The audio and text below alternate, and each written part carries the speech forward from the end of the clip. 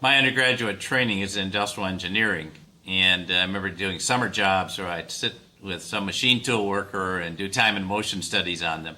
And the theory of the case was if we could have an efficient assembly line, if all the workers could be trained to act like robots, do things by rote, that the organization would be successful. That's the old management model of the 20th century, and frankly, it won't work today. Because the key to any organization is its frontline employees. Think about it. Who do you see when you go to a restaurant? You don't see the manager, you see the person serving you. Who is it that determines quality of a Medtronic heart valve? It's the person making the heart valve. It's not the CEO, I assure you. And who is it that's determining whether you make the sale? Remember the old model of the used car salesman. You want somebody that really cares about you. Okay, so I've learned that what I learned in school, this routinized thing, was not the way to go. That how do we create an innovative organization? We have to give everyone a chance to innovate. It's pretty simple and straightforward. And one of the things I've studied since I left Medtronic is why organizations can't sustain their innovation. And for a while I was coming to the conclusion, very reluctantly, that size and creativity were inversely proportional. The larger the organization, the less creative they were. I think that's true if you manage in the old model. But if you change it up, and you really empower people at all levels, you can have an organization like Johnson & Johnson, which has thousands of leaders, if you will. Not just hundreds, but thousands of leaders, and people are very empowered to be creative on the production lines, in the R&D labs. And that's really a Silicon Valley model writ large. And how do we do that? I think it requires leaders who believe that that's the way they can sustain their growth through innovation and creativity. Certainly in Medtronic we tried to do that by setting up a whole series of smaller ventures, because we knew if we stuffed these creative ideas into a very large organization, they'd eventually get so tied up in the short-term metrics that they wouldn't be able to flourish and grow. It's like a child by the side of the road. If you let it sit on the highway, it's going to get run over. If you protect it for a while and allow it to grow, it may develop into a very competent person. And we need to help, I think, organizations have that kind of mentality so they can find who are the empowered leaders. And one thing you learn about in a crisis, you learn who the real leaders are. Those are the people that step up in a crisis. And they aren't the people you expect. They aren't the people with the titles. They're the people that feel the sense of responsibility, and they have the real leadership qualities to bring people together, because it's life and death on the line.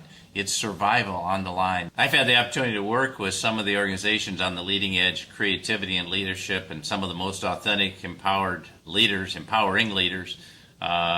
the world. And they will be the first to tell you this is not easy, and you have to keep working at it every day. The organizations fall back into a much more hierarchical, bureaucratic mode if you let them. And you have to keep breaking up the bureaucracy. At Medtronic, I had a vice chairman who was our bureaucracy killer. We gave him a big axe, and he went around and found ways to kill it because it was shutting down innovation and creativity. But I don't want to make it sound like this is easy, or here are some great organizations, here are some ones that are not so great. It's not that simple. We're often known not by our leadership, but by the leaders we surround ourselves with. So challenge I would ask each of you, are you surrounding yourself with the kind of empowering leaders, not just that you want to be, but that can empower other people? Are you choosing the natural leaders? Are you choosing people for their resumes or their IQ? Are you choosing people more for their EQ than their IQ? Are you making sure that the leaders you have around you are the role models you want for the rest of your organization? And they are doing the right things. They're not falling into that hierarchical model themselves. They're not getting too self-satisfied with perks and bonuses and all these things that in the end do not determine the success of your company and certainly don't drive it. So there's a lot of work left to be done here in restructuring our management processes around a more empowered model and rethinking how we do business every day, and particularly for global companies. How do we have the same mission and values around the world, but allow the creativity of the Indians or the Chinese or the Germans to step up and not shut them down with a bunch of rules and people that all think alike? And how do we allow people to go against the grain, even against your own grain, so that you may not like what the person's doing, but you see what the impact, and maybe you can learn. So I think each of us as a leader has to be a learner. We have to continually want to learn, and I think we learn the most, frankly, from the frontline employees. I learn most from riding every month in a car with a salesperson all day and gowning up and going to the operating room, watching those doctors do procedures where life and death held in the balance. I wasn't selling them anything, but I was learning a lot about the business. I learned a lot from always going down to the production. I'm not talking to the bosses, how's the quality today? Ask the employees, they'll tell you. In fact, they'll be more candid than the people in the middle will. I think we're too caught up in analysis and statistics and not enough in what's really happening. And so we need to be like those frontline employees. A good example, Bob Ulrich, the former CEO of Target, used to walk 24 store floors a week, and he never said he was coming. He'd just show up and he'd see what was going on because he got out there to find out, does it translate into practice? He wasn't like the former head of Sears who wanted everyone to come up to the top of the Sears Tower on the 101st floor of the Sears Tower and give them a report and look at numbers. No, he was out there with the people.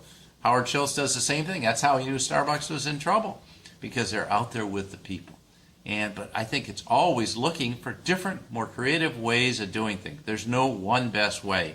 And empowering people to do that and giving them. So I'd like to challenge everyone listening to this, saying, what are you doing? What are you doing, first of all, to develop yourself as an empowered leader? Do you know who you are? Are you losing your own authenticity? Are you back into playing the corporate game? Are you playing the mold? Are you getting back into, if you will, liking the perks, liking the title? Because leadership is not about your title. It's your choice, and you can step up to lead.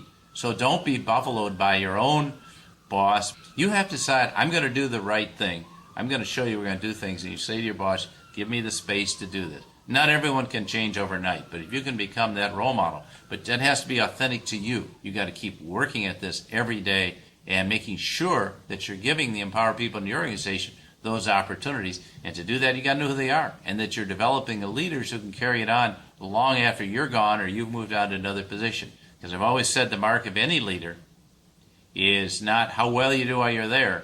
It's how well does the organization do after you leave. And if it falls apart, you can say, I've done a pretty lousy job. You can't blame your successor.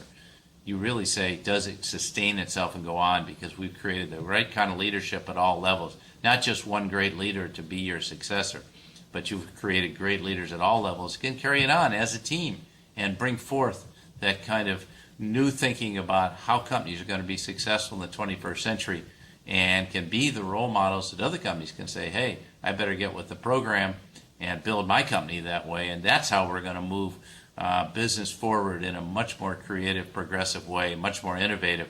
And companies will be able not to destroy shareholder value, but to sustain it, because they can sustain the resilience inside the organization, and the organization is self-sustaining, and it can build towards a much greater future.